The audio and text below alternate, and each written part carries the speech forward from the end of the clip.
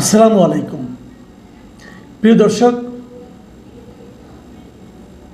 জাতীয় নাগরিক পার্টির নেতৃবৃন্দ এখন সারা দেশে পদযাত্রা করছেন, কিন্তু সেই পদযাত্রায় ওনারা কি ঠিক আগের মতো শান্তি পাচ্ছেন?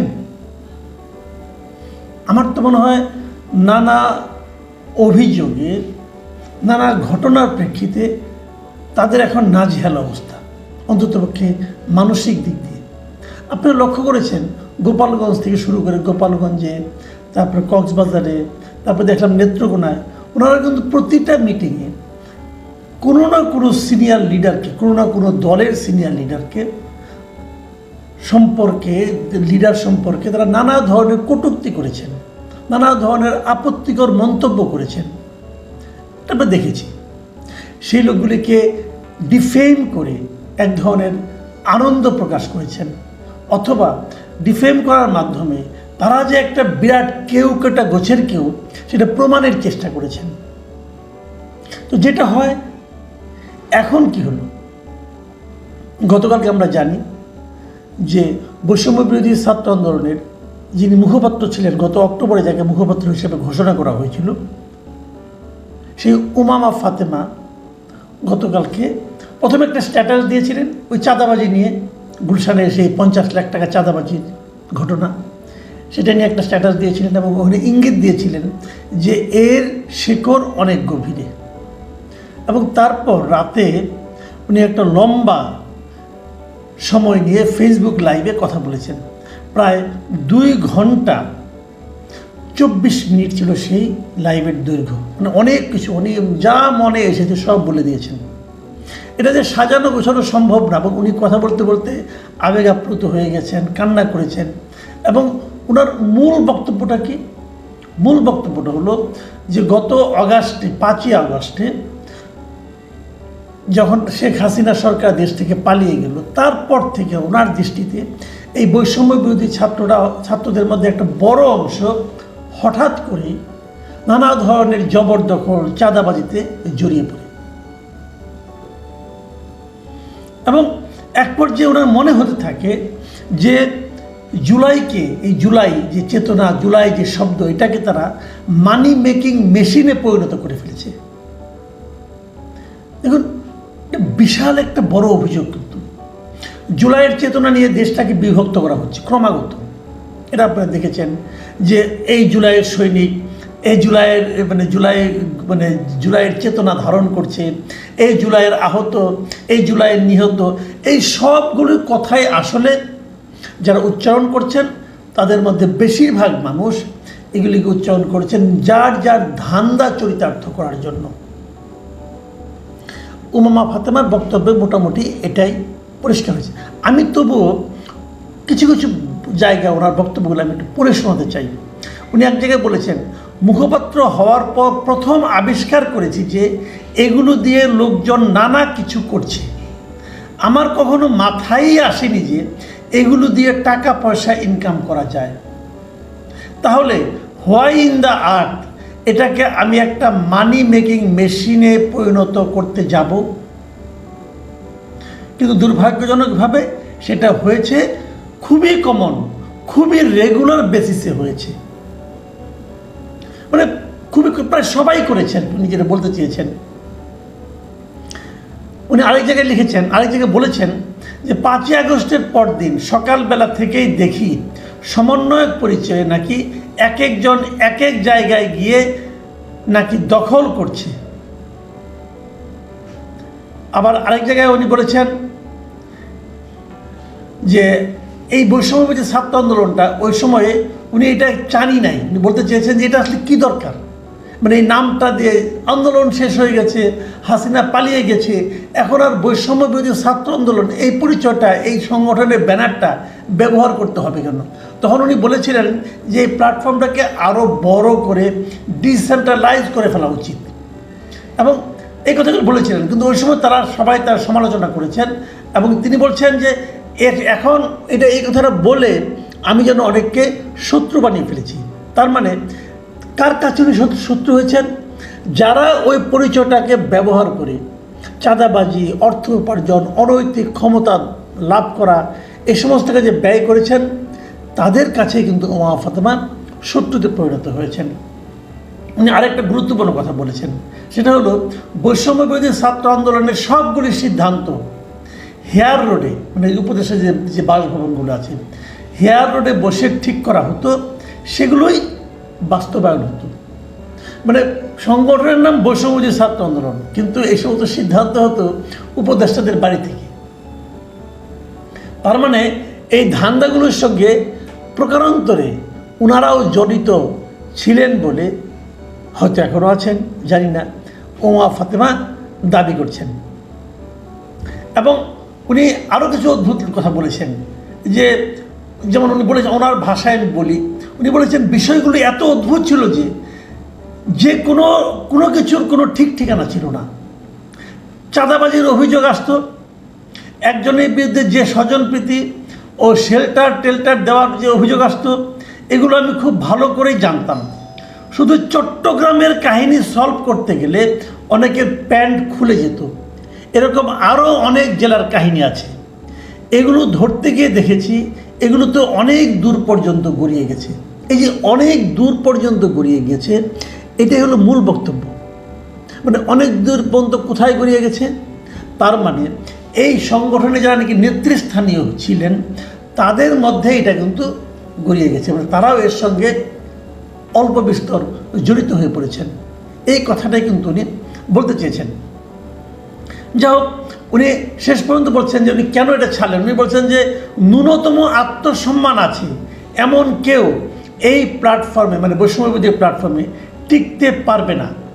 এই প্ল্যাটফর্মের সঙ্গে থাকাটা আমার জীবনের একটা ট্র্যাজিক ঘটনা ছিল। ভাবুন,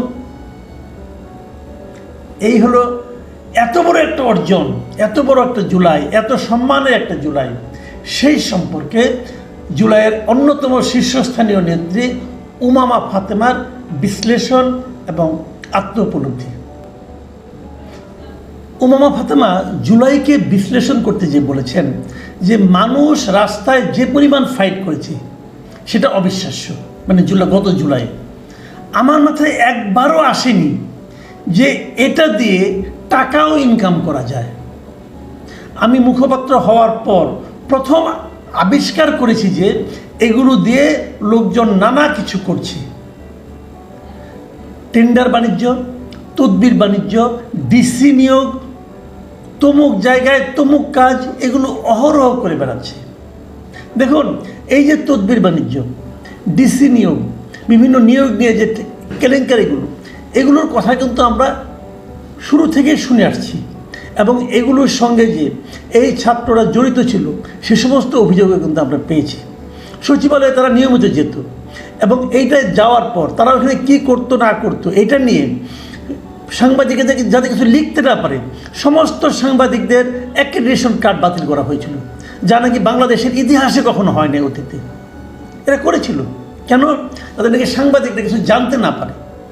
তারা ওখানে যে সমস্ত আকাম কুকাম করছিল কিন্তু সেগুলি প্রকাশিত না হয়, এই জন্য তারা এই কাজগুলি করেছে।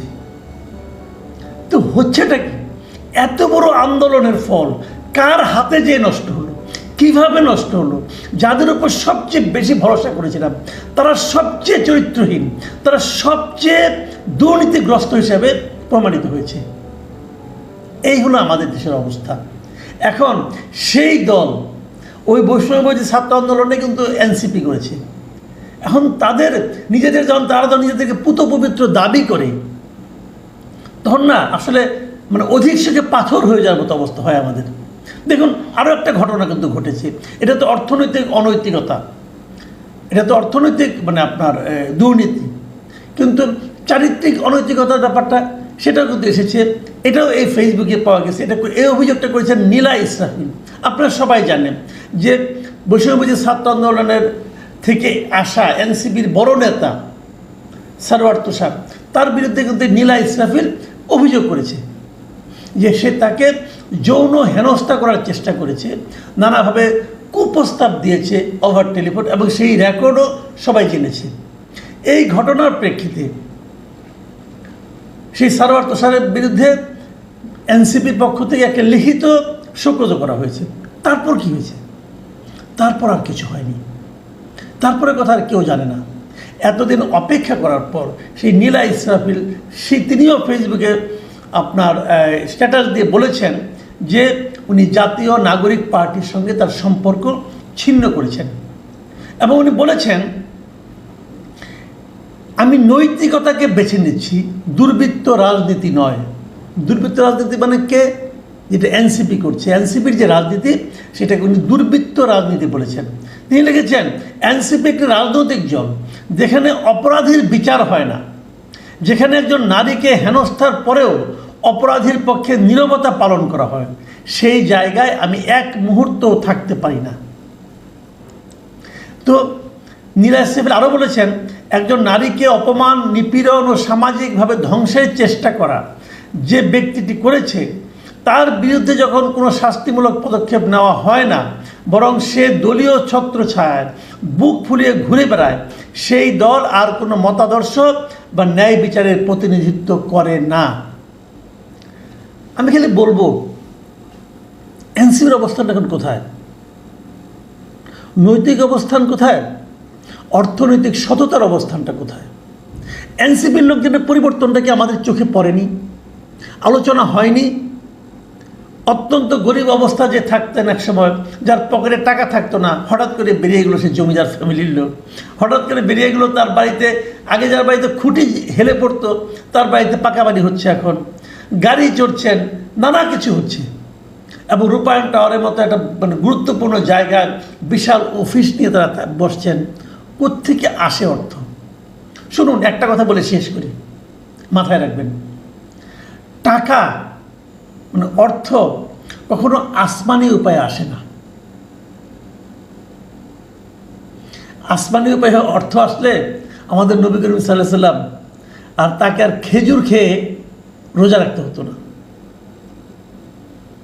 আসমানি উপায়ে টাকা আসে না, আসমানি উপায়ে ওহি আসতে পারে, টাকা আসে না। সেটাও তো আমাদের শেষ নবী যাওয়ার পর আর আসবে না। কাজেই ওনাদের টাকার সোর্সটা কি? কোথার থেকে এত টাকা আসে? এই সারা দেশে তারা এখন ঘুরে বেড়াচ্ছেন, বিপুল অর্থ ব্যয় হচ্ছে। কোথা থেকে আসে ভাই? এই উমামা ফাতেমা যে অভিযোগটা করেছেন সেই উপায়ে আসে। ব্যক্তিগতভাবে বিচ্ছিন্নভাবে দু একজন যেগুলো করেছেন সেগুলো ধরা পড়েছে, আবার যখন দলবদ্ধভাবে করেছেন অথবা সবাই মিলে করেছেন তো সেই অঙ্কটাও আর অনেক বড় হয়ে গেছে। অনেক কাহিনী, অনেক গল্প কিন্তু আকাশে বাতাসে এখন ঘুরে বেড়াচ্ছে। আমি হতাশ এই কারণে যে এই দলটাকে নিয়ে আমি অনেক আশা করেছিলাম যে এরা হয়তো অনেক দূর যাবে, এরা ইয়াং, এরা তরুণ, এদের মধ্যে লোভ থাকবে না, এদের মধ্যে সাহস থাকবে, এরা শিক্ষিত, এদের কথাবার্তার সুরুচির ছাপ থাকবে, এমনটা আশা করেছিলাম।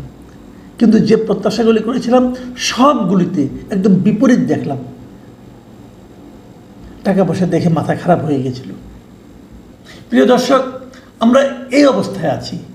সামনের দিনগুলোতে কি আছে আমরা কেউ জানি না। এখন এই পর্যন্তই। আল্লাহ হাফেজ।